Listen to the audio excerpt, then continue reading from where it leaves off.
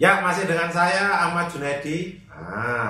Dalam sesi tanya jawab komentar. Assalamualaikum, selamat malam bapak-bapak. Bapaknya satu ini.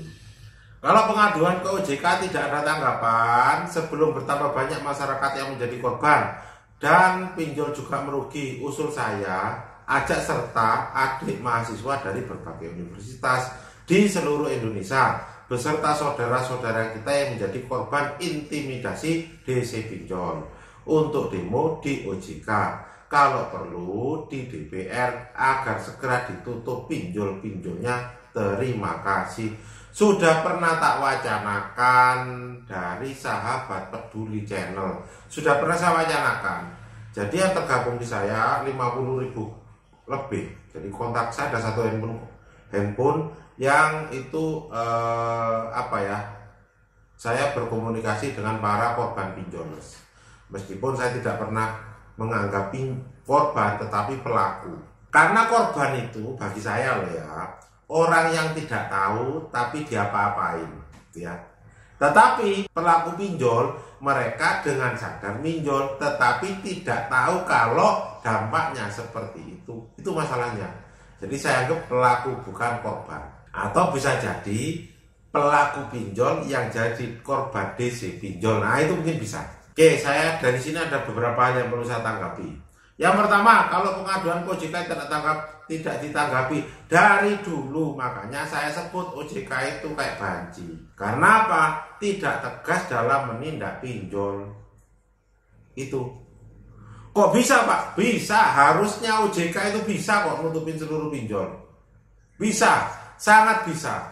Kenapa Pak kok gitu? Saya punya klien bikin program kayak investasi, jadi kayak money game kecil-kecilan gitu.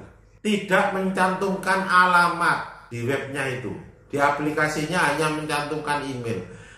OJK ngirimin surat ke rumah. Ingat ya, OJK ngirimin surat ke rumah. Namanya betul. Alamatnya betul. Berarti OJK kan bisa melacak itu. Tetapi terkait pinjol tidak dilakukan. What's wrong? Ada apa dengan OJK? Makanya saya sebut OJK itu banci, tebang pilih kalau dalam bahasa hukumnya. Jadi yang tidak mungkin, yang tidak menguntungkan dihabisin. Tapi yang menguntungkan ya dibiarin. Kok gitu Pak? Ya memang seperti itu. Makanya kemarin itu ada salah satu mantan komisioner OJK bikin perusahaan pinjol. Buka di Google, ada kok. Jadi seperti itu. Sama dengan teman-teman Bayangkara. Sama. Kemarin kan rame ditutupin. Iya kan, seperti Arab. Tetapi saya sudah bekerja sama kemarin ya. Ada kemarin salah satu kantor cabang saya ngajak polisi untuk gerebek tempatnya, markasnya DC pinjol. Ada janjian bersih hilang. Hari itu kita udah janjian datang hilang. Kantornya bersih, hanya bekas-bekasnya aja, meja-meja kayak gitu. Tetapi aktivitasnya sudah tidak ada.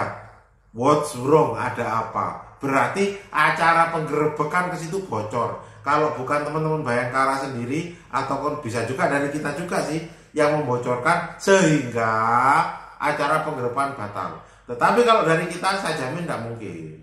Karena apa? Yang tahu lokasinya hanya 2 orang. Dan kita semua berniat untuk gerebek. Paham ya? Jadi what's wrong? Nah, itu masalahnya. Tetapi tidak menutup kemungkinan. Nah, karena kemarin sempat saya wacanakan, tapi kita terbentur COVID ya.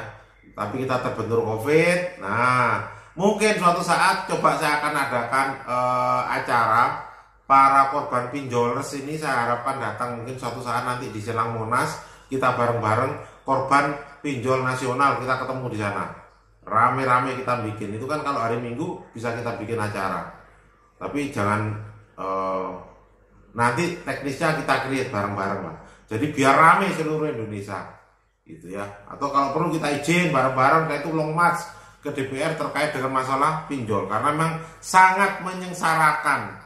Tetapi ingat, duit pinjol itu besar. Dan duit itu gurih, nikmat.